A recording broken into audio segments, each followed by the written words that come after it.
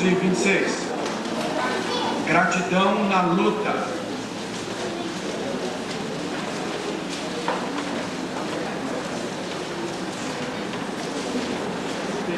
Quem souber as vozes, com grau, soprano, não é meu tipo, mas com grau, por baixo, vamos aproveitar para fazer a repetição aqui. Então, os irmãos que souberem, vamos fazer assim, ficar mais bonito, que ele já é. E se você saber alguém do seu lado que não tem como acompanhar o hino, divida com eles.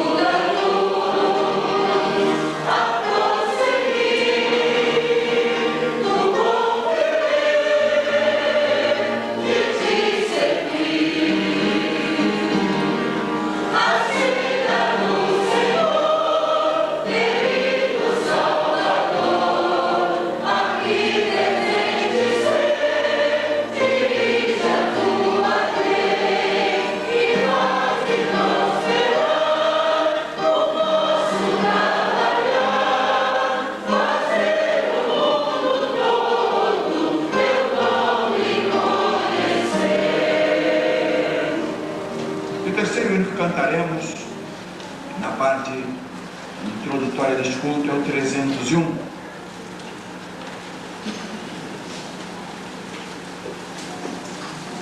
O fiel obedece ao que Cristo mandar.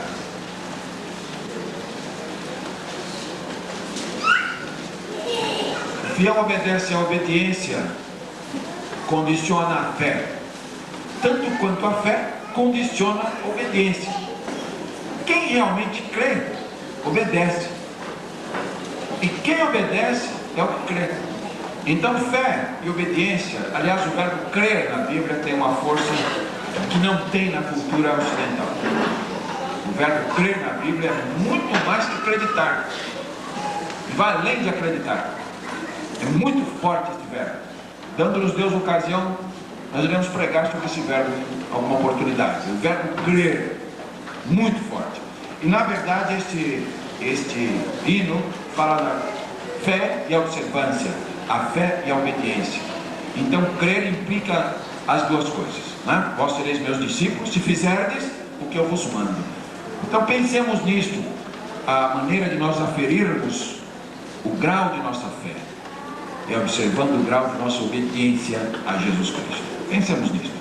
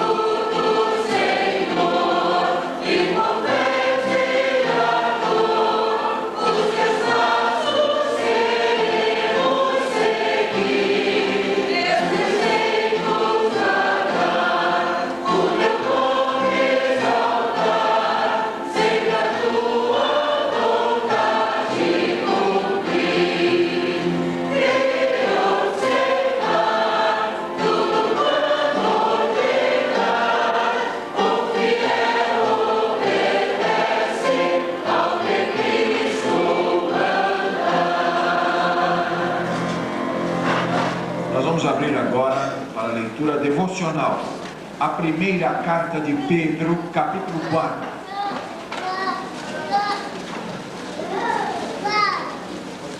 Segunda carta de Pedro, capítulo 4. Nós iremos ler o capítulo todo responsivamente.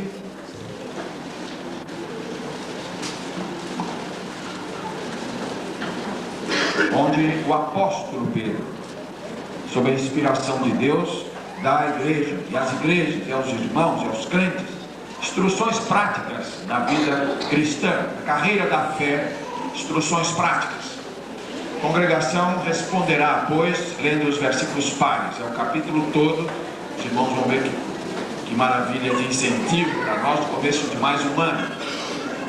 1 Pedro 4, todo o capítulo, responsivamente. Ora, pois, já que Cristo padeceu por nós na carne, armai-vos também vós com este pensamento, que aquele que padeceu na carne já cessou do pecado.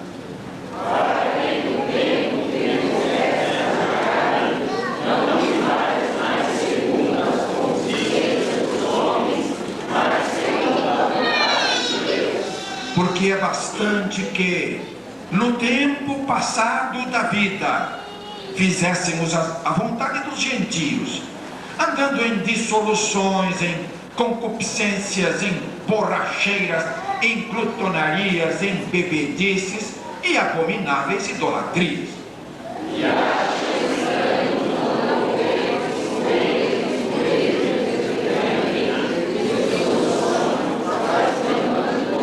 os quais hão de dar conta ao que está preparado para julgar os vivos e os mortos.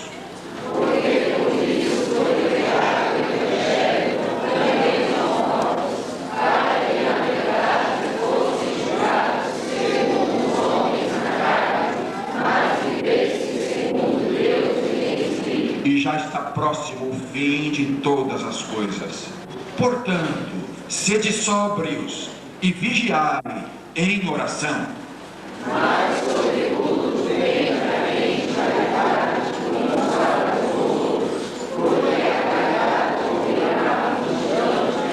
Sendo hospitaleiros uns para os outros, sem murmurações.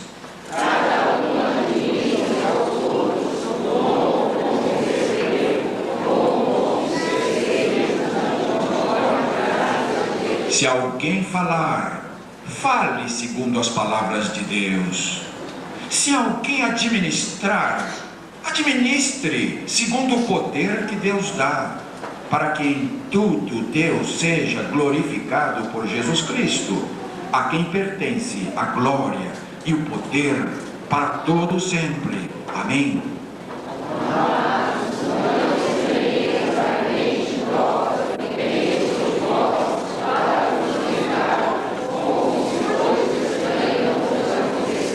Mas alegrai-vos no fato de serdes participantes das aflições de Cristo, para que também, na revelação da sua glória, vos regozijeis e alegreis.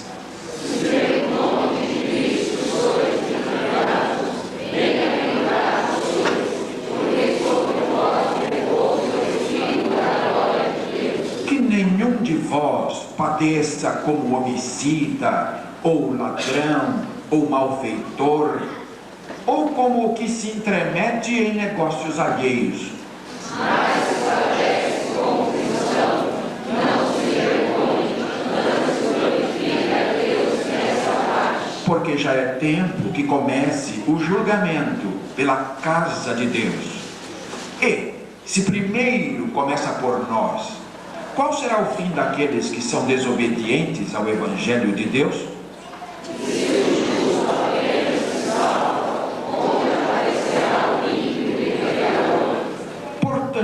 Também os que padecem segundo a vontade de Deus, encomendem-lhe a sua alma, como ao fiel Criador, fazendo bem. Que tremendo capítulo para servir de objetivo para nós no novo ano. Tremendo capítulo. Deus abençoe essa porção aos nossos corações e nos ajude, nos dê vontade, nos dê desejo, coração, de obedecer. Esta ansiedade, essa expectativa dele a nosso respeito. Irmão Henrique Pereira Soares orará ao Senhor neste momento.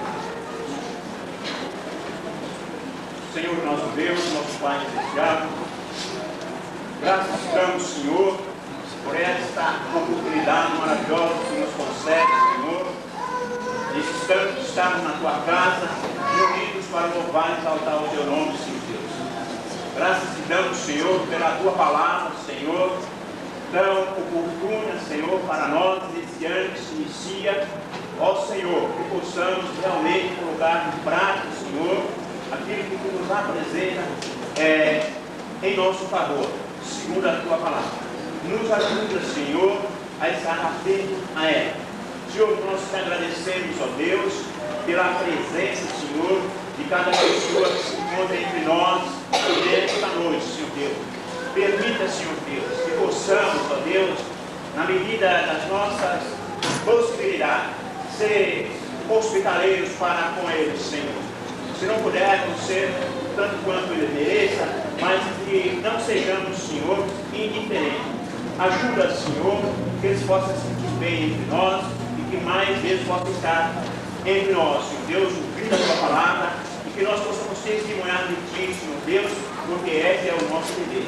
Senhor Deus, abençoa a nossa igreja aqui, Senhor Deus, reunida nessa noite, e que nós possamos, nesse ano que se inicia, Senhor Deus, levarmos avante, Senhor, essa missão que lhe é atribuída, Senhor, de louvar e exaltar o teu nome e de propagar o Evangelho de Cristo, Senhor Deus, para tantos quantos necessitam, Senhor Deus.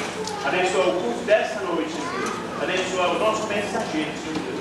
Dá-nos, Senhor Deus, a graça de mantermos, Senhor, fiéis, Senhor Deus, reverentes, Senhor, à Tua palavra e à pregação, Senhor Deus, para que assim nós possamos desfrutar das bênçãos que Tu tem para cada um de nós. Eu te peço agradecido, ó Deus, em nome de Jesus. Amém. Amém. Podem sentar-se, meus irmãos.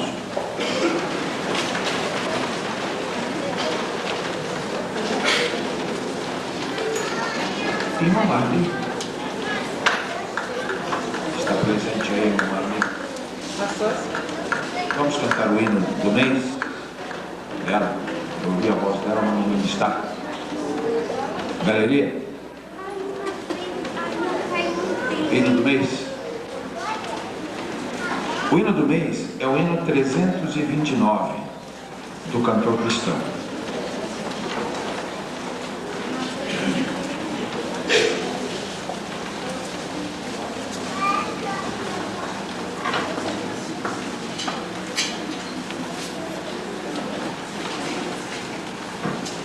E a mensagem deste hino é um exercício.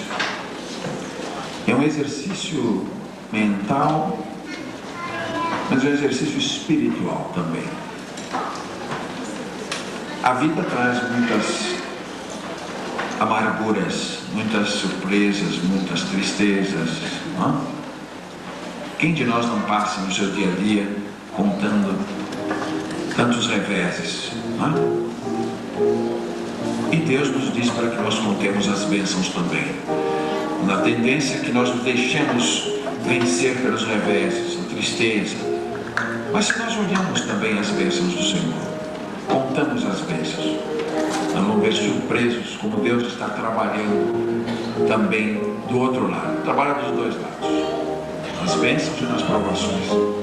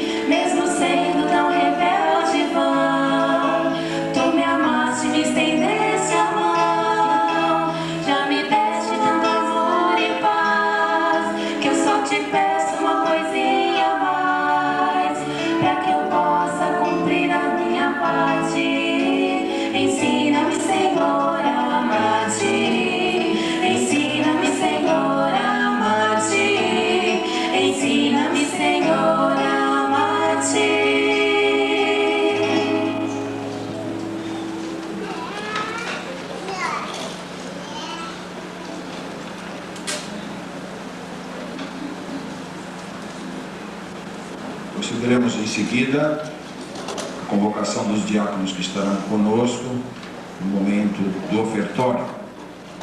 E enquanto procedemos às entregas dos dízimos e das ofertas, entoaremos juntos o hino 295 295 do cantor cristão.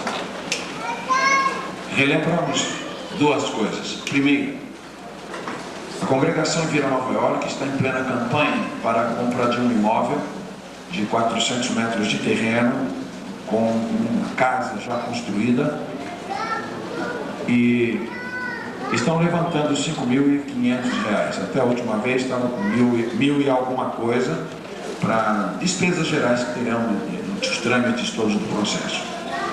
Os irmãos que não colaboraram ainda com uma ofertinha para Vila Nova York estão tendo essa oportunidade. Vamos ter essa oportunidade hoje. Sempre estaremos lembrando que quem quiser juntar-se nesse esforço, porque a Igreja Mãe também está participando ativamente de tudo que está acontecendo, os irmãos estão convidados, um pouquinho de cada um. Nós poderemos propiciar este grande passo para a organização da Igreja de Vila Nova York.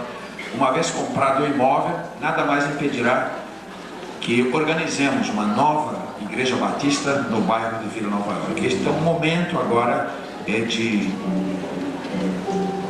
união em torno desse propósito, de engajamento em oração, em oferta, em apoio aos irmãos daquela congregação maravilhosa. Então, esta noite, se você desejar dar a sua oferta especial, você pode trazer esta oferta, deixá-la à parte, colocar num cantinho da mesa. Então, as que estiverem no cantinho da mesa, nós já sabemos que serão para a congregação de Vila Nova York. Segunda coisa, os visitantes estão dispensados.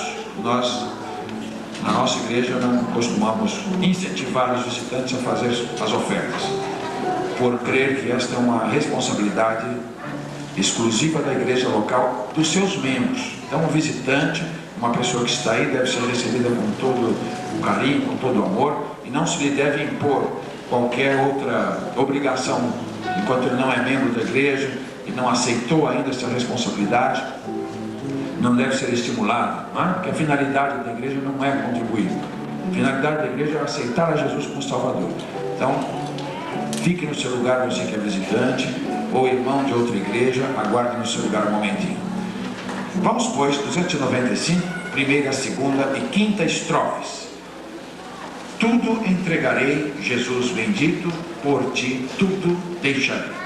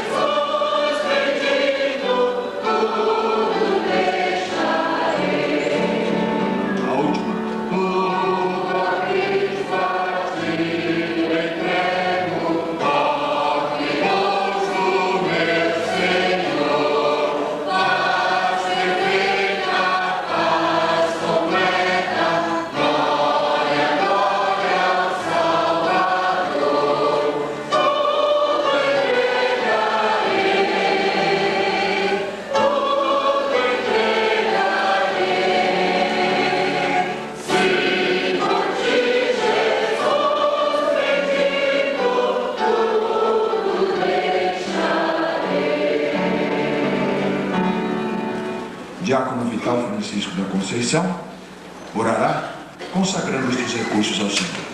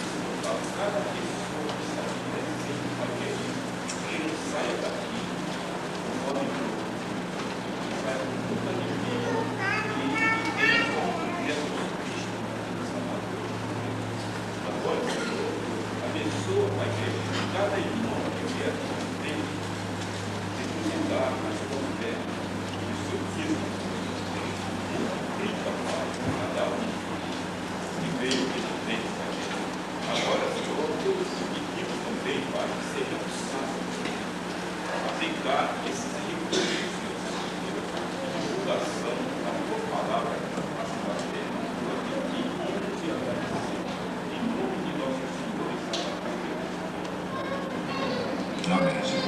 Amém.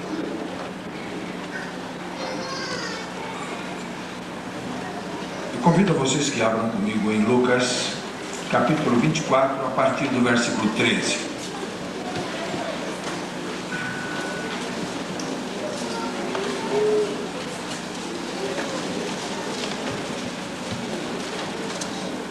Lucas capítulo 24, a partir do versículo 13.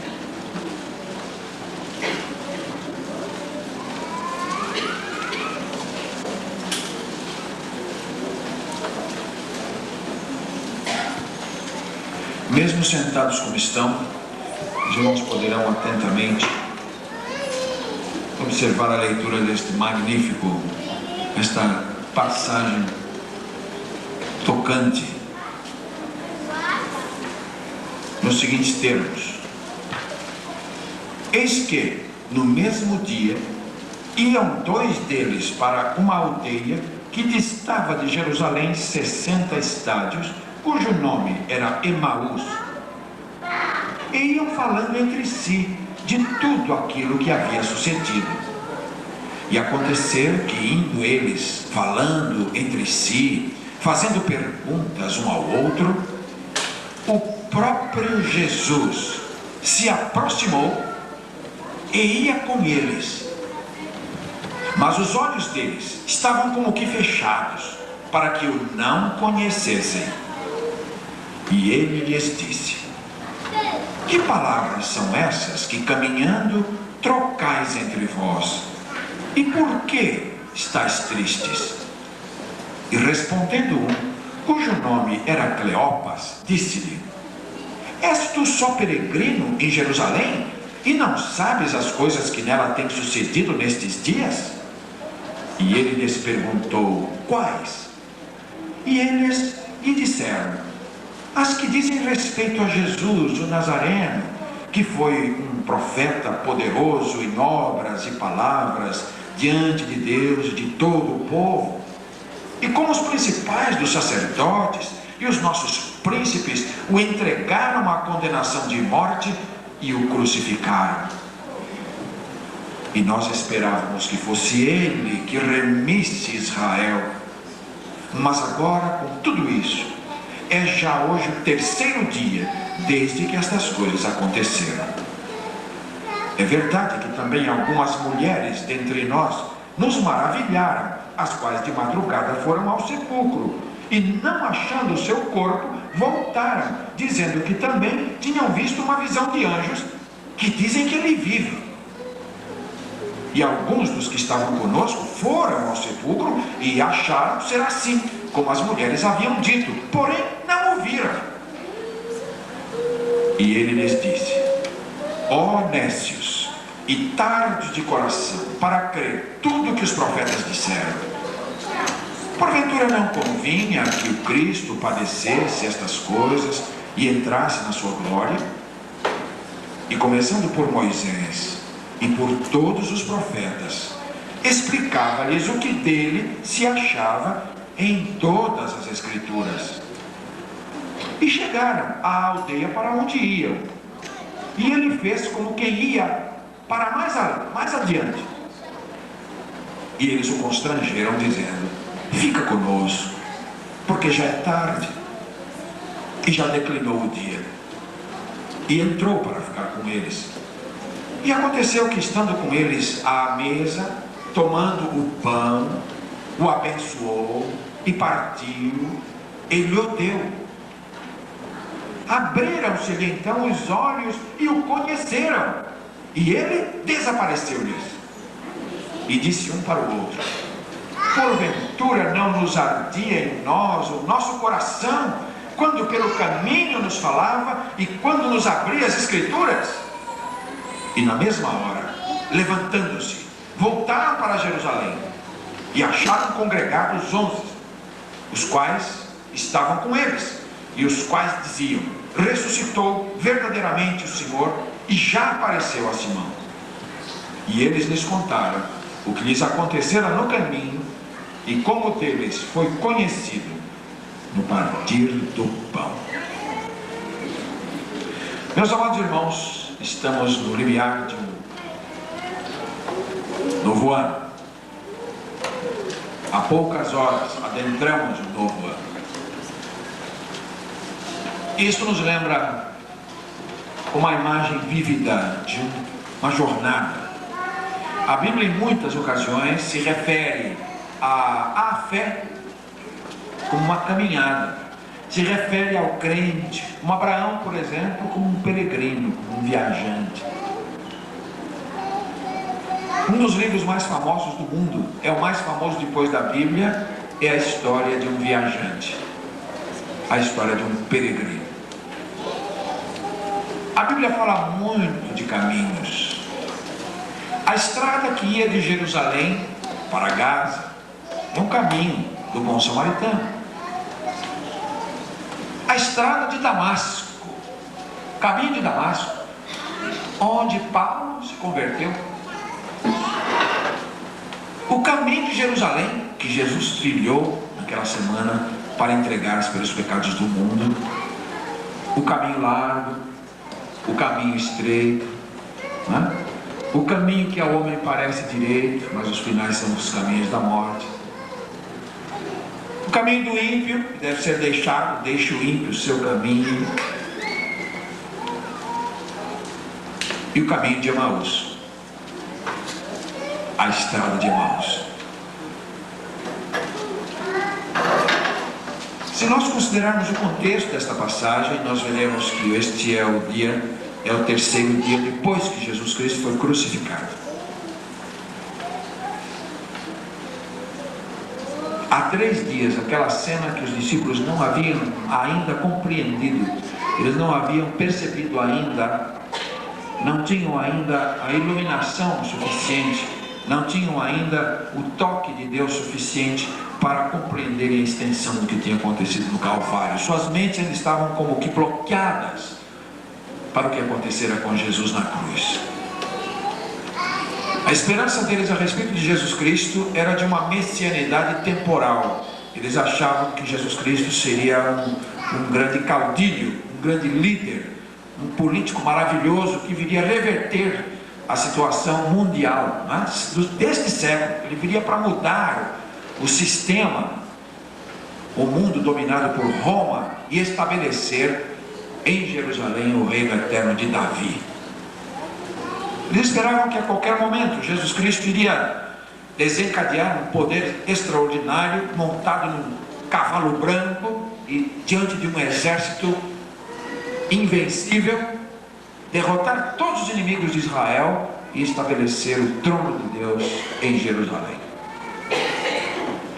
Não lhes passou jamais pela mente, estava com as mentes travadas a respeito da morte de Jesus Cristo. O Velho Testamento dá 2 figuras do Messias, e nós diríamos que essas 2 figuras são como que as 2 partes de uma moeda. Uma moeda tem 2 faces, cara e coroa, não é? 2 lados. Uma só moeda, ou uma só cédula, mas é formada por 2 lados. A profecia se referia ao Messias em 2 aspectos. O Messias poderoso, que estabeleceria o reino davídico, um reino eterno, um reino que suplantaria todos os demais. Um reino de poder, de glória, prefigurado primeiro pelas conquistas de Davi e depois pela glória de Salomão. Então, o Messias conquistador, como Davi, e o Messias poderoso, glorioso, como Salomão. Mas havia uma outra figura. O Velho Testamento nos dá um outro perfil de Jesus Cristo, que se sobrepõe e que se contrapõe ao primeiro. É o servo sofredor. É aquele que não teria parecer nem formosura. É aquele varão de dores, aquele que pelos pecadores intercederia, aquele cujos pecados dos ímpios cairiam sobre ele, e o castigo que traz a paz para os ímpios esse castigo seria lançado sobre ele. Pelas suas pisaduras seriam sarados. As próprias palavras que ele diria no auge do seu sacrifício, Deus meu, por que me desamparaste? Já estão nos salmos.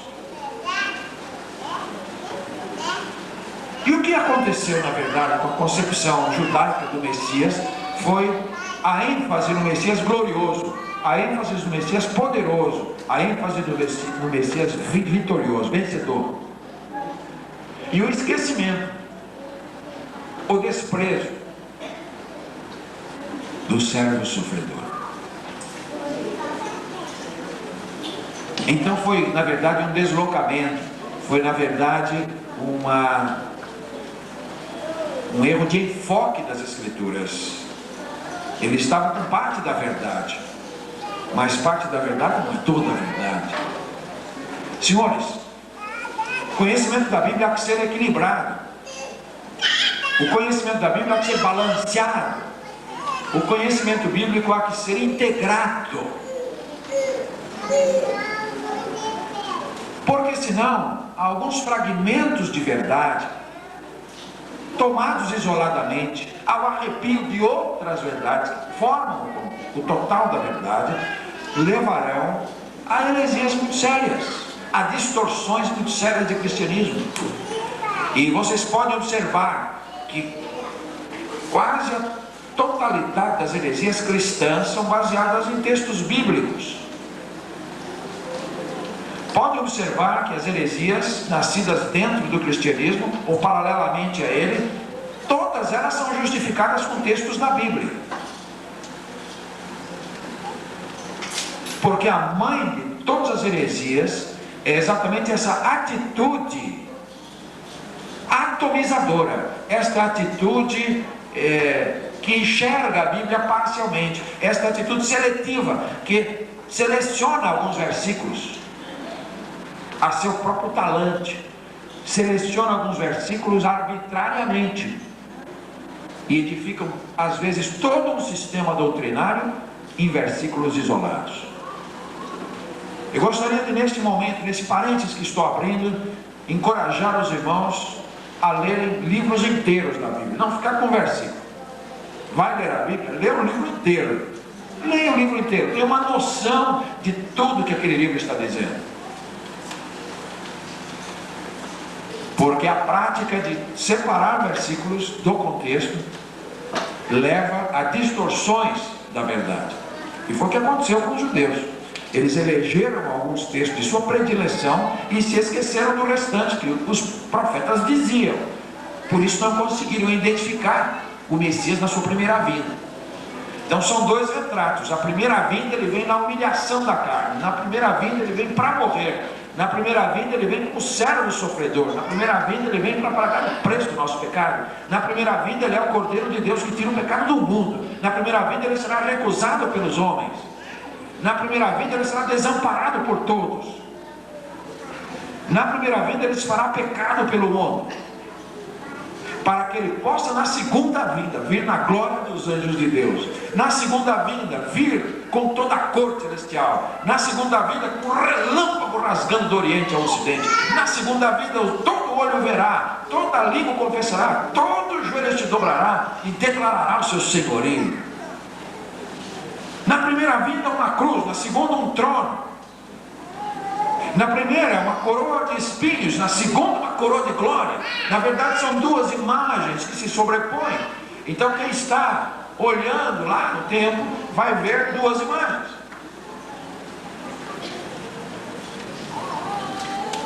Os judeus não conseguiram ver a cruz, não conseguiram ver a coroa de espinhos, não conseguiram ver o Calvário, não conseguiram ver o servo sofredor, não conseguiram ver o Cordeiro de Deus que tira o pecado do mundo. Eles estavam olhando o leão da tribo de Judá. Jesus preenche os dois papéis. Ele é Cordeiro que tira o pecado do mundo. E isso ele fez na primeira vinda. Ele está sendo. Ele é para o mundo hoje esse Cordeiro identificado por João Batista. Apontou para ele e disse: eis aqui o Cordeiro de Deus que tira o pecado do mundo. E desse momento em diante os discípulos de João começaram a seguir a Jesus Cristo. Então, como o Cordeiro ele é salvador para tirar pecados, ele voltará a segunda vez Como leão da tribo de Judá, ele virá com julgamento. Primeira vinda, Salvador. Segunda vinda, Juiz.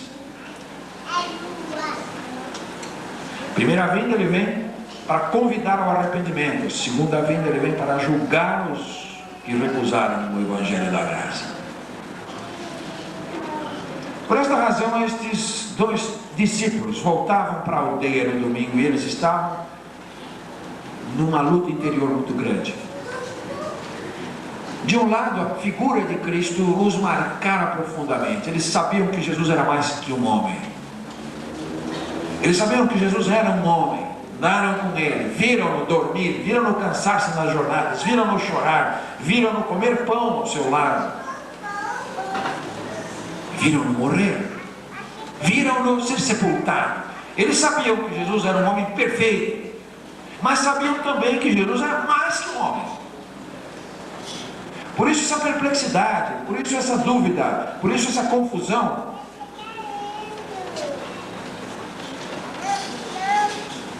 Então, nós precisamos admitir que a situação desses discípulos não era das mais confortáveis. Um desencorajamento, uma tristeza, uma confusão de espírito, uma não resposta sobre os últimos eventos que correram muito rápido. E eles então voltam entristecidos, voltam confusos, voltam vazios. Numa jornada, a Bíblia diz, de 60 estádios. Um estádio era uma distância, estádio romano, uma distância de 185 metros. 185 metros vezes 60, dá por aí 10 a 11 quilômetros de jornada. 10 a 11 quilômetros. Entre Jerusalém e Emaús, uma estradinha que ia, e vão ali os dois conversando pelo caminho. Quando se lhes apresenta um peregrino, encosta ao lado deles um caminhante, e eles não identificam quem é esse caminhante. É um estranho que vem vindo no caminho.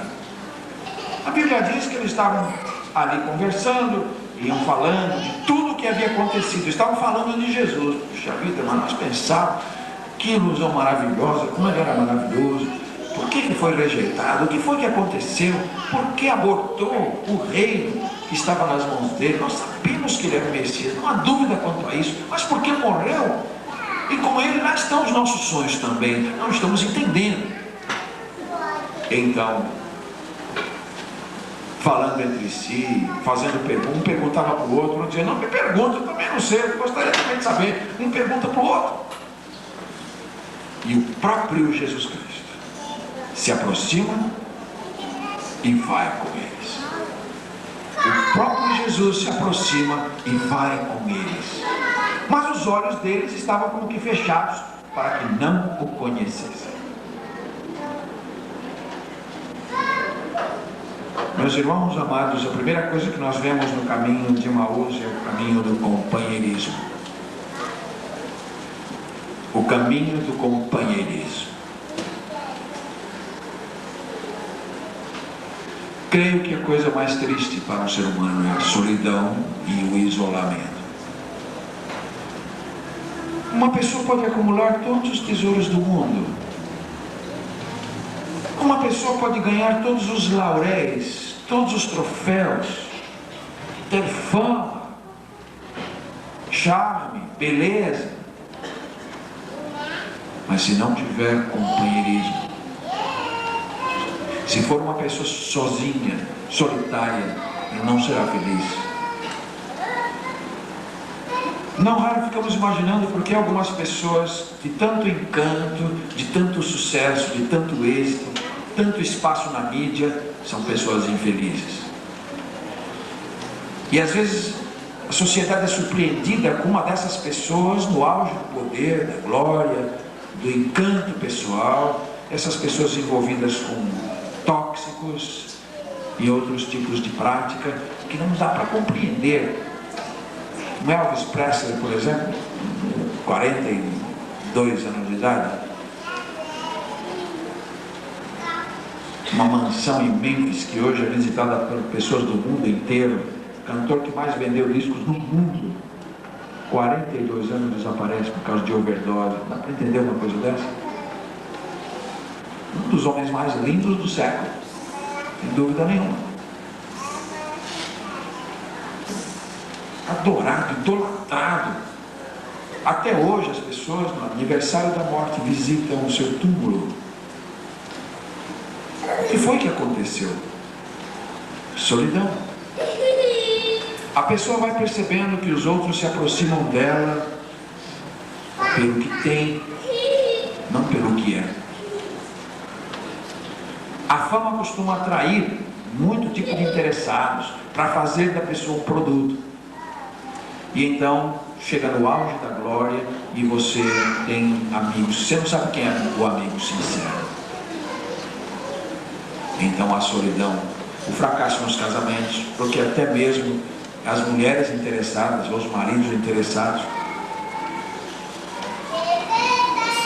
estão dando o golpe do baú, não? Então o que vai acontecendo com a pessoa? Fuga. Busca fuga nos entorpecentes e morre. Foi feita uma pesquisa nos Estados Unidos com crianças recém-nascidas, e algumas crianças foram deixadas isoladamente, sem contato com as pessoas, e eles viram como temperamentos doentios surgiram das crianças que foram deixadas isoladas. Algumas delas com danos irreversíveis no mecanismo mental, por causa do isolamento. Nós não fomos criados para estar sozinhos. A Bíblia diz: não é bom que o homem esteja sozinho, e isto é verdade em todos os sentidos. Quando Deus disse isso, a intenção imediata do texto é o consórcio, o casamento, é o compartilhamento da vida no grau mais profundo e mais amplo que se possa conhecer na sociedade. Mas não há dúvida nenhuma que quando se diz estar sozinho, é que o homem precisa de liames, ele precisa de vínculos, ele precisa de elos de afetividade. Senão a sua vida não desabrocha. E não é uma pessoa feliz.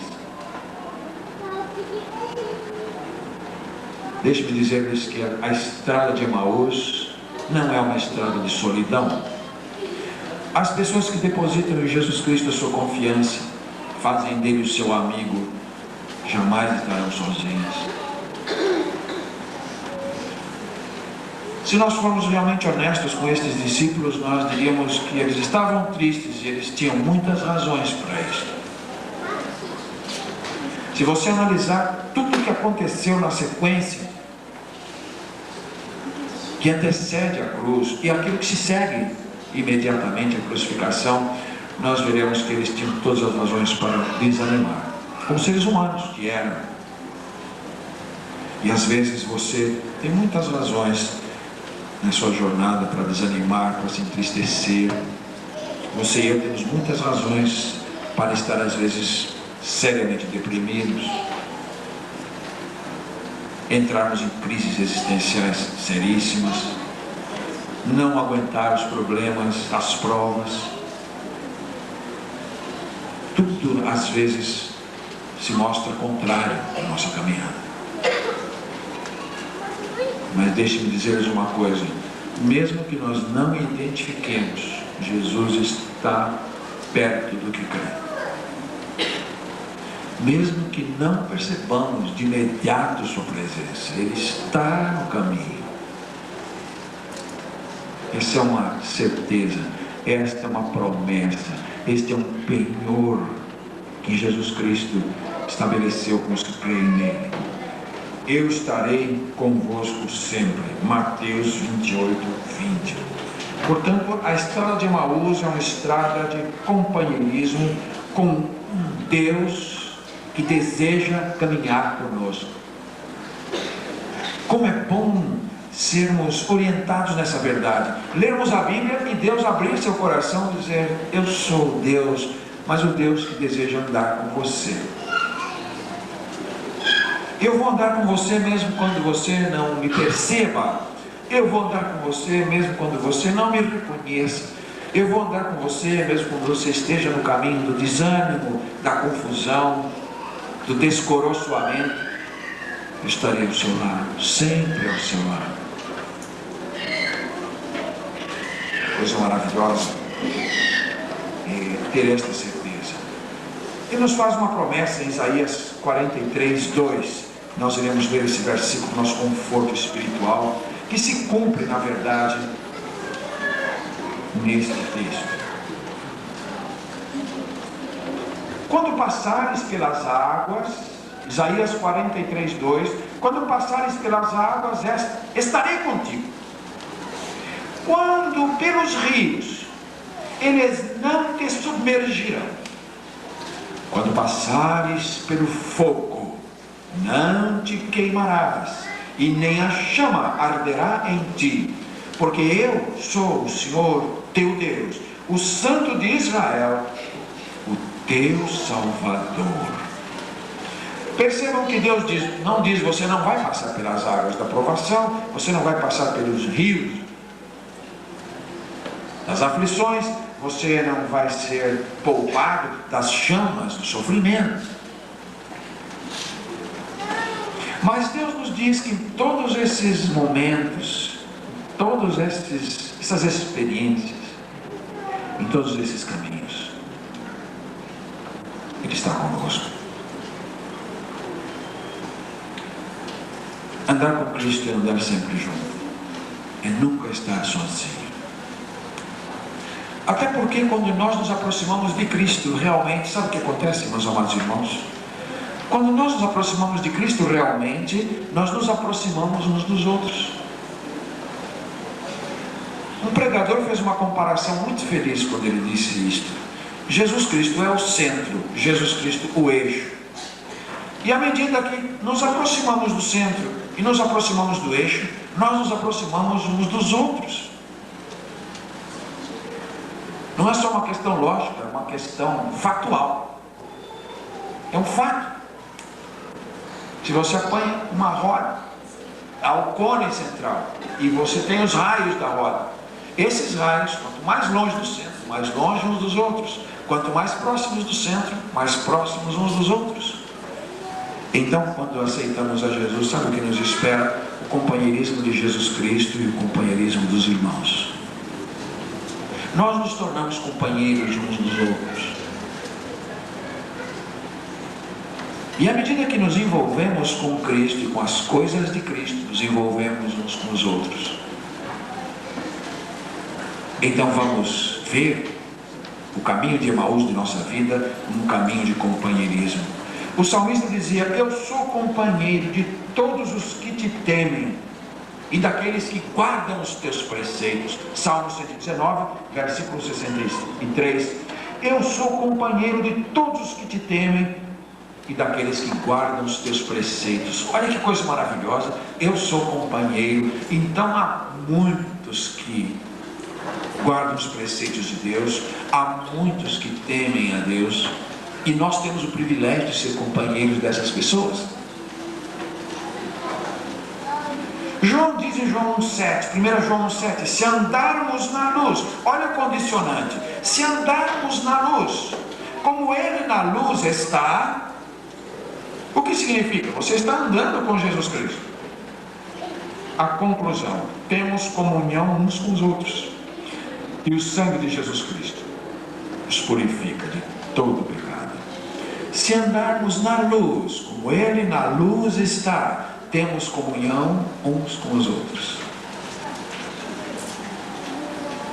Então, a primeira grande necessidade da vida, que é a necessidade de aceitação, a necessidade de compartilhamento, a necessidade de comunhão, a necessidade de apoio mútuo, nós encontramos à medida em que Jesus é real para nós e nós andamos na presença dele. Nunca estávamos sozinhos nas águas, nos rios, nas chamas. Ele está conosco. Às vezes essa presença parecerá tão distante, mas saiba, é apenas impressão. E os sentidos nos enganam, as sensações nos enganam, mas a certeza, o conhecimento não engana nunca. Então, mesmo que os meus sentidos e mesmo que os meus sentimentos pareçam desdizer, o meu conhecimento da promessa afirma. Em segundo lugar, o caminho de Emaús é um caminho da conversão. Desculpe, da conversação. É o caminho da conversação. Versículos 19 a 24, eles entabulam com Jesus Cristo uma conversa. Então, como é bom conversar com Jesus Cristo. É bom conversar um com o outro. Sem dúvida alguma, eles procuravam um no outro o apoio recíproco, não é? Iam os dois caminhando, um perguntava, outro respondia, um tentava uma resposta. Eles procuravam se apoiar mutuamente. Mas quando esses dois, irmanados no sofrimento, irmanados na sua desilusão, na sua confusão mental, espiritual, foram abordados por Jesus Cristo, que gostoso convívio agora. Então, conversar com Jesus. Jesus primeiro os estimula a falar, e faz perguntas, e os estimula a falar. O que Jesus faz é predispor o coração deles para se abrir para Deus. Muitas pessoas perguntam, Deus não sabe tudo o que nós precisamos? Sim, então por que nós precisamos orar? Se Deus já sabe. Eu estou desempregado, Deus não sabe que eu preciso de emprego. Eu estou desiludido, frustrado, Deus não sabe que eu estou assim, deprimido. Por que eu devo orar então? Sabe, a oração é uma forma de nós nos abrirmos para Deus. A oração é um estímulo para que nós conversemos com Ele. Ele já sabe do que precisamos, mas o que Deus mais sabe, o que mais precisamos é dele. Mais do que um emprego, você precisa dele. Ele é o bem supremo. Ele é o bem supremo, é o bem maior. Então, o que a oração faz, na verdade, é nos tornar abertos para Ele, abrir a nossa sensibilidade, estimular-nos a falar com Ele, abrir a vida para Deus, para descobrir que Ele é o bem supremo. Hoje é um cristianismo de Deus como meio, não é? Um cristianismo de Deus como meio. Então eu faço um sacrifício, ou eu faço uma oferta, ou eu entrego todo o meu dinheiro, ou eu faço isso, eu entrego um apartamento, eu entrego um carro, e então Deus vai me fazer um empresário bem sucedido, vai me fazer uma pessoa muito rica. Fazendo de Deus um meio para eu obter alguma coisa. Mas a Bíblia não diz isso. A Bíblia diz buscar em primeiro lugar o reino de Deus e a sua justiça, as outras coisas acrescentadas. Deus não é meio, Ele é fim. Então a oração me permite essa abertura de conversa com aquele que me compreende. Então Jesus estimulou-os a falar com Ele. Meus irmãos, vamos fazer de 99 um ano de abertura dos nossos corações para falar com Deus. E para falar com Deus, você não precisa estar num lugar determinado. Você não precisa estar de mãos erguidas. Você não precisa estar de joelhos necessariamente. Você não precisa decorar uma fórmula. Falar com Deus é no caminho mesmo. Andando no meio das preocupações, no meio da estrada, poeirenta. Falar com Deus. Fale com Deus. Está voltando para casa no seu caminhar, no seu ônibus, no seu automóvel. Fale com Deus no caminho. Compartilhe com Ele suas ansiedades, suas alegrias. Abra o coração. Às vezes não precisa nem dizer palavras. Liga o pensamento. Paulo diz, orai sem cessar. E na verdade, orar sem cessar é uma atitude de oração antes de que uma fórmula de oração. Que gostoso você poder falar. Então é o caminho da conversação. O nosso Deus é um Deus que ouve. Não só está pertinho, companheiro, mas atento para ouvir. E sabe, depois que você abre as linhas da vida para Ele, Ele fala para você: você está pronto para ouvir. E o que Jesus fez? Abriu as Escrituras para eles e foi mostrando tudo o que dele estava escrito. Em todas as Escrituras, não há algumas passagens escolhidas, mas em toda a Bíblia, mostrando que a palavra de Deus é um todo. Então, o caminho de Emaús é o caminho da conversação. Conversação uns com os outros, compartilhamento uns com os outros, conversação com Deus. A Ele nos dirigimos e ouvimos o que Ele tem a dizer. Não é uma voz etérea, não é uma sessão espiritualista. É palavra objetiva, escrita objetivamente num livro, num documento, inspirado por Ele mesmo. Deus nos fala neste livro. Em terceiro lugar, o caminho de Emaús é o caminho da confiança, o caminho da crença. Há uma queixa em Isaías 53: Senhor, quem deu crédito à nossa pregação? A quem se manifestou o braço do Senhor? É uma queixa, está em Isaías 53, até o versículo 12 e seguintes. Então, quando eles permitiram que Jesus nos mostrasse as Escrituras, ficou claro para eles que era Jesus que estava ali. Agora estavam prontos para identificá-lo. Mas Jesus não ficou ali presente. Bastava-lhes a descoberta. Não era preciso mais tocá-lo, nem era preciso mais vê-lo. Até porque, dali a 40 dias, ele voltaria para os céus. Mas era preciso saber que ele estava vivo, como as Escrituras disseram. E uma vez que eles compreenderam o sentido das Escrituras, a fé se lhes nasceu no coração. Eles voltam. Eles voltam. Mais 11 quilômetros para voltar. Deviam estar cansados, né? Mas vamos voltar mais 11 quilômetros. Nós temos que dizer para os irmãos o que aconteceu. Não há cansaço, não há desculpas, nem comeram. Depois daquilo não deu nem para jantar, né? Jesus partiu o pão, eles reconheceram: dá para jantar? Ninguém janta mais. Então, vamos voltar para lá, porque existe algo maravilhoso para compartilhar com os irmãos que Jesus nos fez saber. Vamos voltar para lá. A fé se reacendeu. Na nossa estrada de Emaús, vamos permitir que Jesus, por sua palavra, acenda de novo em nós a fé, porque não teremos cansaço, não teremos acomodação, não teremos desculpa alguma para que o nosso coração não arda mais de zelo e de paixão pela causa do Mestre. O caminho de Emaús é o caminho das esperanças renovadas. Seus olhares foram abertos para que o reconhecessem. Tudo mudou dali para frente. Quando eles identificaram Jesus, tudo mudou dali para frente. Nada mais foi a mesma coisa. Em certo sentido, as circunstâncias eram as mesmas. Adversidade, incredulidade dos judeus, perseguição, impopularidade, não? As circunstâncias históricas, as circunstâncias ambientais eram todas as mesmas. Mas a atitude dos discípulos mudou, porque uma esperança nova se plantou nos seus corações, que nem a vida, nem a morte, nem os principados, nem as potestades, nem o poder, nem o presente, nem o porvir, nem nenhuma outra criatura poderia apagar.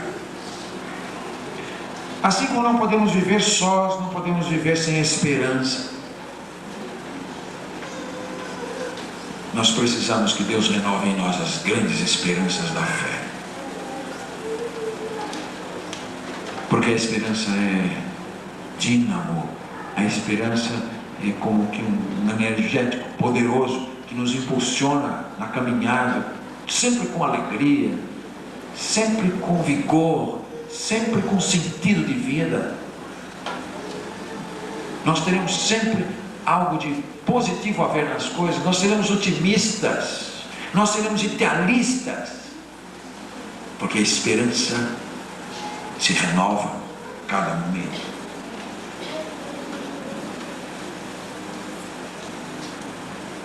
A palavra esperança aparece muitas vezes nas Escrituras Sagradas. A Bíblia diz que aqueles que esperam no Senhor terão as suas forças renovadas, voarão como águias, serão viçosos e florescentes, na velhice darão frutos. A esperança não tem idade. A águia é um dos animais mais interessantes da natureza. Quando a sua plumagem toda ela cai, nasce uma outra novinha em folha. Não precisa fazer plástica, não precisa fazer nada, não precisa usar cosmético. Simplesmente cai a plumagem antiga e nasce um novinho. Se a pessoa fosse assim todo ano para nós, beleza? Nascer tudo novo, pele nova, tudo novinho. Oh, que beleza, hein? Bem, se isso não é uma experiência física real, uma experiência espiritual verdadeira, nós poderemos ser renovados por Deus ao longo que o tempo passa. Não há porque acomodação, não há porque uma fé rotineira, não há porque a igreja deixar de ter os encantos para nós, o testemunho, a oração, o culto. Porque como a águia renovada na sua plumagem, as esperanças renovam a vida do cristão. Que Deus nos abençoe, queridos irmãos, nesta jornada, no caminho de Emaús de nossa vida. Nós estamos na jornada. As confusões, os conflitos, as tristezas, as frustrações, os problemas, estão todos aí. Mas primeiro, lembre-se, temos companhia, e boa. A companhia de Cristo e a companhia dos servos de Cristo. Segundo, não é só o caminho do companheirismo, mas o caminho da conversação. Nós temos com quem falar, nós temos com quem compartilhar as coisas mais sagradas da nossa alma. Terceiro é o caminho da fé, da confiança, da certeza, da convicção. Você não ficar como caniço de um lado para outro, como criança levada por qualquer vento de doutrina, mas você ter uma base de fé segura e inamovível, como Deus é inamovível. E é o caminho das esperanças renovadas. Sempre Deus tem uma surpresa boa para nós. Sempre haverá um arco-íris depois da chuva. Sempre haverá um sol acima das nuvens. Que Ele nos ajude a caminhar esse caminho de mãos na beleza deste texto. Ó Pai bendito, nós te agradecemos, porque Tua palavra é a verdade. A verdade que santifica, a verdade que conforta, a verdade que fortalece e dá substância às nossas convicções, a verdade que renova a esperança, a verdade que abre com chave mestra o reino para o pecador, de sorte que podemos conversar contigo, dizer-te das necessidades mais secretas da alma e ouvir-te falar pelas Escrituras. Rogamos-te estas bênçãos sobre o teu povo nesta igreja no decorrer do ano de 99. Todos os membros, familiares, os filhos, os parentes, os amigos, para todos os verdadeiros crentes em todas as igrejas do mundo, que 99 seja como o caminho de Emaús, para que o teu nome seja em nós sempre engrandecido. Nós te suplicamos por teu próprio nome. Amém. Nós celebraremos agora a ceia do Senhor logo após a música especial pelo quarteto Remos. Os irmãos diáconos escalados já poderão estar aqui à frente. Logo após o cântico do quarteto nós iremos celebrar a ceia.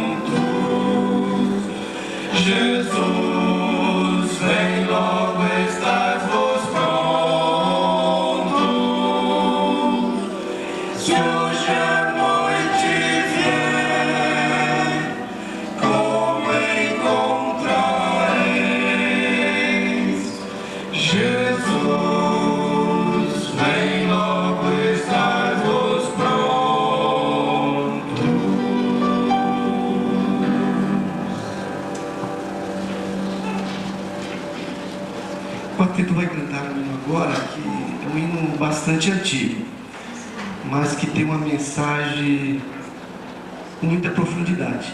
Ele tem como título, Como estás com teu Deus? E a primeira estrofe diz: muito aflito estás pelo teu viver? Como estás com teu Deus? Se a morte vier hoje te buscar, como estás com teu Deus? Muito aflito significa cheio de ansiedade, angustiado, agoniado, atribulado, atormentado, torturado, preocupado, inquieto, aquele que tem aflição. Às vezes pode ser que exista alguém que esteja nessa situação, aflito por tudo, menos com Deus, com a sua situação com Deus. Eu vou contar um fato ocorrido há questão de 2 anos atrás. Aqui na Igreja Batista Central em Itaquera, tinha 2 jovens. Eles tinham, um tinha 18 anos, outro tinha 19. Um deles eu conheci desde pequenino, aproximadamente 5, 6 anos. E na noite de vigília de 96 para 97, assim que começou o culto, eles saíram e foram cumprimentar uma amiga. Foram dar os parabéns, um final de ano feliz. E no momento que eles estavam conversando com aquela moça, 2 bandidos os sequestraram e jogaram dentro do próprio carro deles e deram algumas voltas. E aqui no aquário deu a perícia médica que exatamente à meia-noite eles estavam sendo assassinados, os 2 membros da Igreja Batista Central em Itaquera. Eu não estou passando esse fato horrível para encostar ninguém à parede, mas é uma realidade que acontece em nossas vidas. Nós estamos aqui, não sabemos se chegaremos em casa. Estou aqui, não sei se chegarei com minhas filhas e a minha esposa. Então, esse hino tem uma mensagem muito profunda. Se a morte vier hoje te buscar, como estás com teu Deus? Então eu gostaria que cada ouvinte aqui nessa noite, principalmente quem não tem a Cristo como seu Salvador, meditasse bem na mensagem desse hino.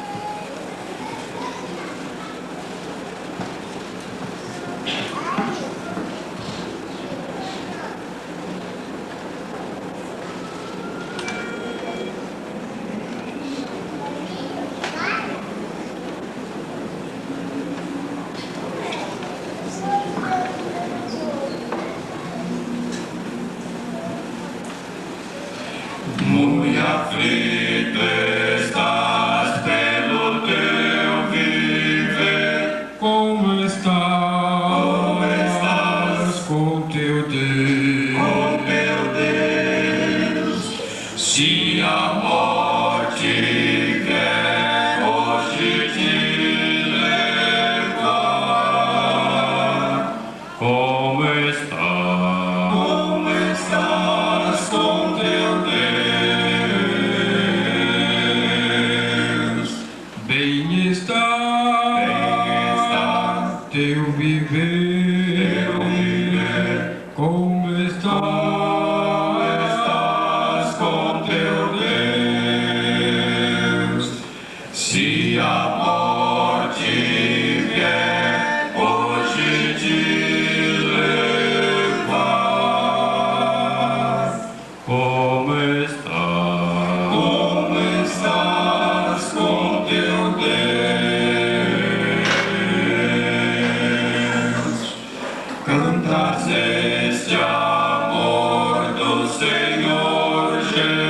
Jesus, como estás? Como estás? Com teu Deus. Com teu Deus. Ele te dará galardão real. Como estás? Como estás com teu Deus? Bem estás, teu viver, como estás com teu Deus? Se a morte vier hoje te levar, como estás? Como estás com teu Deus?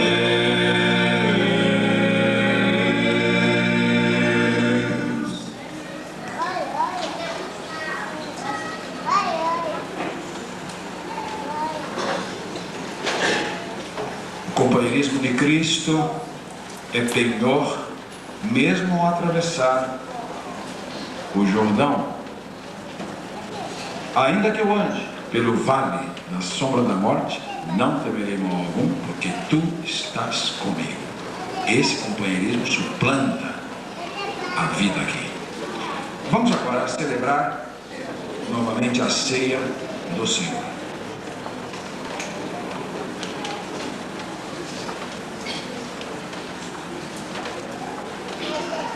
Amém, meu Espírito, 142. Cantaremos a primeira estrofe.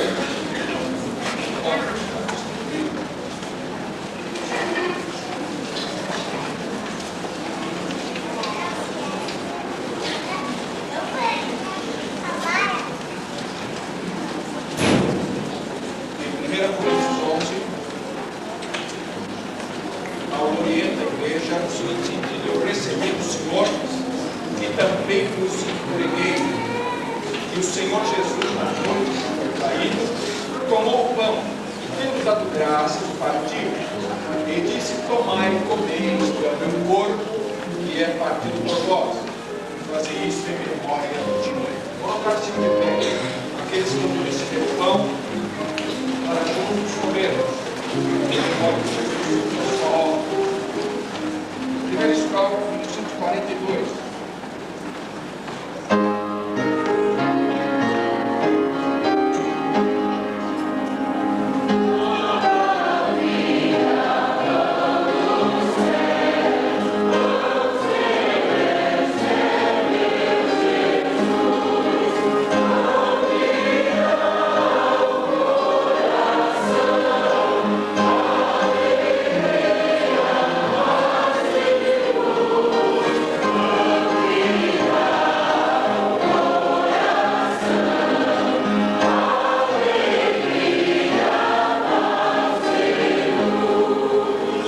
Aguardemos que todos recebam.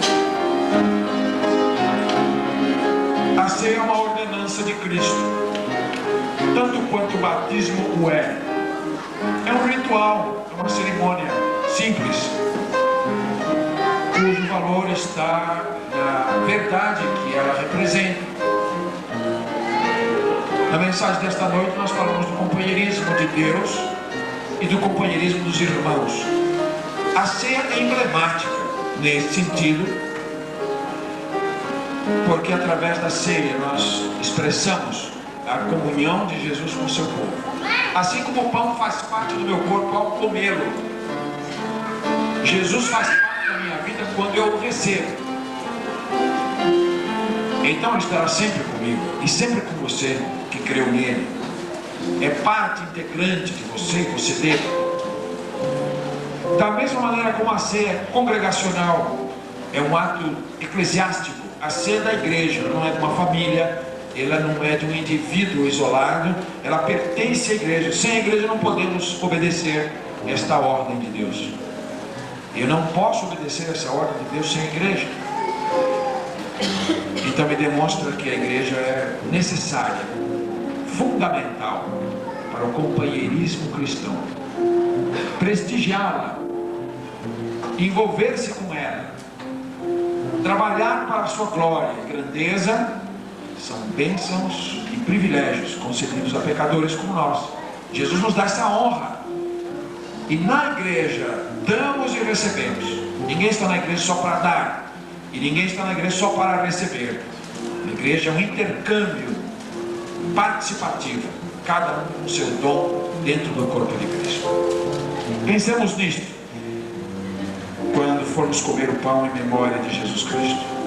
Comunhão com Ele e a comunhão uns com os outros, que são dois liames eternos. Ninguém mais desatará este elo que nos liga a Cristo e uns aos outros.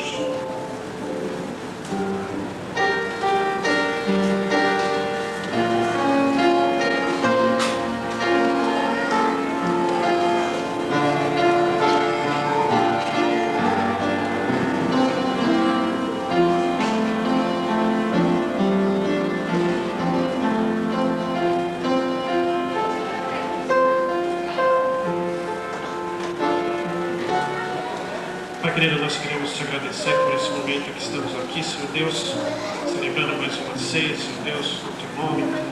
Queremos te agradecer, Senhor Deus, por esse momento que relembramos, Senhor Deus, o sacrifício que o Senhor fez na cruz, Senhor Deus, onde o Senhor foi vencedor, Senhor Deus, onde o Senhor venceu a morte, Senhor Deus, levou para a cruz todos os nossos pecados, Senhor Deus. Dessa forma, Senhor Deus, ser um vencedor, Senhor Deus. Nós queremos te pedir, Senhor Deus, que a cada instante, Senhor Deus, não somente nesse momento, mas a cada instante, nós estejamos nos analisando, Senhor Deus, vendo os nossos problemas, as nossas dificuldades, e que o Senhor esteja dando forças, Senhor Deus, para superá-los, Senhor Deus, para vencê-los, Senhor Deus. Nós te agradecemos por esse momento tão especial em nossas vidas, em nome de Jesus Cristo. Amados irmãos, comamos todos em memória de Jesus.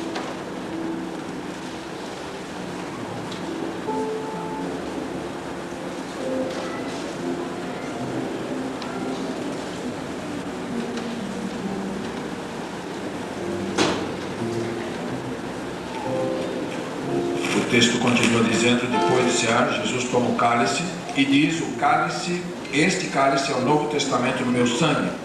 Fazei isto todas as vezes que o beberdes em memória de mim. Coloquemos-nos de pé para a recepção do cálice do Senhor, entoando a segunda estrofe do hino 142.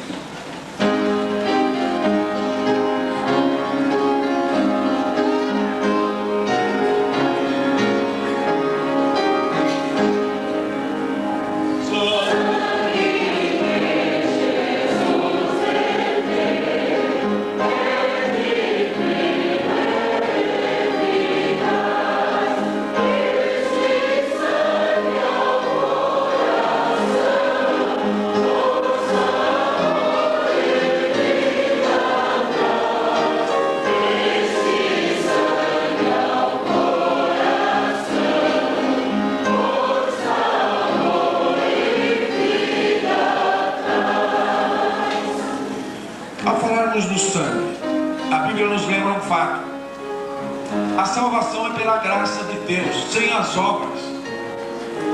Ninguém é salvo por obra nenhuma. Nós somos salvos por uma graça, por graça de Deus. E isso foi possível porque Jesus derramou o sangue dele para os nossos pecados. É tão triste não ter um Salvador. É tão triste não ter um Salvador. Por isso, o Evangelho é boa nova, novas de grande alegria para todo o povo, porque na cidade de Davi nos nasceu hoje o Salvador, que é Cristo o Senhor. Vos nasceu hoje o Salvador, que é Cristo o Senhor. Porque um menino nos nasceu e um filho se nos deu. Então a segurança da salvação está em que ele é um presente de Deus. Não é seu esforço, não é sua capacidade, não são as obras de merecimento, não é porque você e eu somos uma beleza de perfeição de caráter. Nós não somos, e não precisamos ser para ir para o céu. porque Jesus pagou o preço das nossas dívidas. Ele é suficiente para salvar o que o recebe, num ato completo, num ato perfeito, num ato perpétuo de perdão. O sangue de Jesus purifica de todo o pecado. Sabe o que significa a palavra todo? É universalidade, é generalidade. Não é de alguns, ou dos que eu cometi até a minha conversão, meu batismo. É todo o pecado. E é mais ainda, no grego a construção é esta: o sangue de Jesus Cristo. A construção é continua purificando. É usado um verbo de sentido contínuo. E mais essa ainda, na tradução portuguesa não aparece, mas a formação gramatical, a formação sintática do grego, a ideia é de uma purificação permanente, como que de forma literal disséssemos: o sangue de Jesus Cristo permanece nos purificando de todo o pecado. Quando tomamos este pequeno cálice, nos é relembrado este fato. Isso é evangelho, viu? Salvação sem obra. Você não precisa merecer, você nunca vai merecer. Deus resolveu dar em Jesus. Se você aceitar o presente de Deus, salvação para você completa.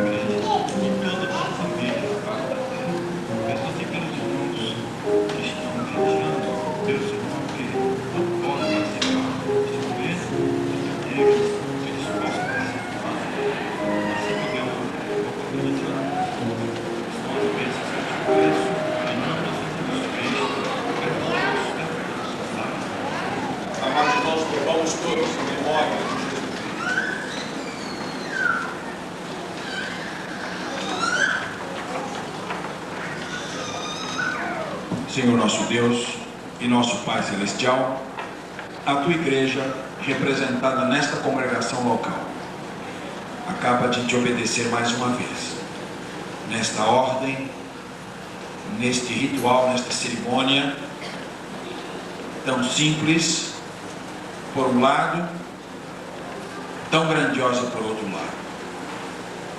Nós te agradecemos por nos fazeres dignos, através do teu sangue, da tua morte por nós, de participar da mesa do Senhor. Nós não merecemos, nós não somos melhores do que qualquer outro ser humano sobre a face da terra. Mas o Evangelho é isto mesmo, é acesso direto, total e irrestrito para o que aceitar esse presente que tu deste, o que tinhas de melhor, de mais amado nos céus. Tu deste teu Filho para tornar possível o perdão dos nossos pecados. Fortalece a tua igreja nessa certeza de que o Evangelho é pura graça, sem obras, é dom de Deus, não vem das obras para que ninguém se envaideça. E essa graça que nos foi oferecida, que nós possamos ser constrangidos por ela, movidos por ela, a levar as boas novas até a última tribo de que Jesus Cristo perdoa e salva qualquer pecador que o aceite. Despede ao encerramento deste culto a tua igreja, concedendo a todos não só uma semana abençoada, mas um ano maravilhoso, pleno de crescimento espiritual, pleno de novas experiências, novas descobertas na tua palavra, muitos frutos dados de justiça para colocar aos pés do nosso Salvador Jesus Cristo. Guarda as famílias, guarda a juventude, guarda as crianças, guarda os anciãos, da a consolação do teu Espírito. Nós oramos por Jesus Cristo. Amém. Cantaremos ao estrofe final do hino 142.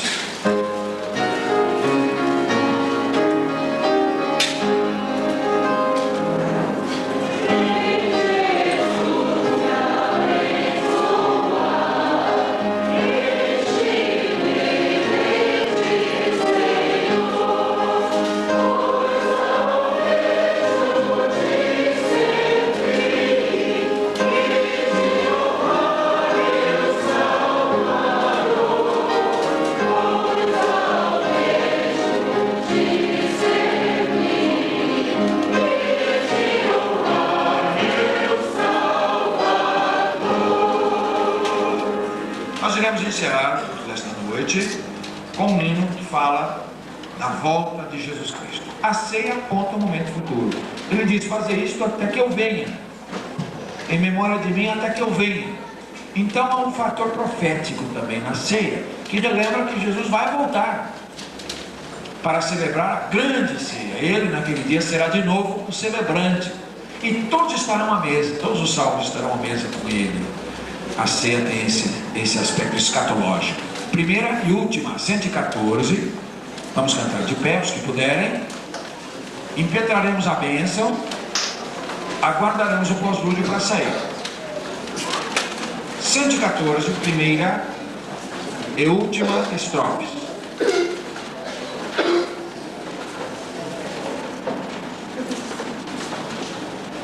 Primeira e última, 114. Após permaneçam de pé para a bênção apostólica, assentarmos-nos, aguardando o pós-lúdio, estaremos despedidos desta parte.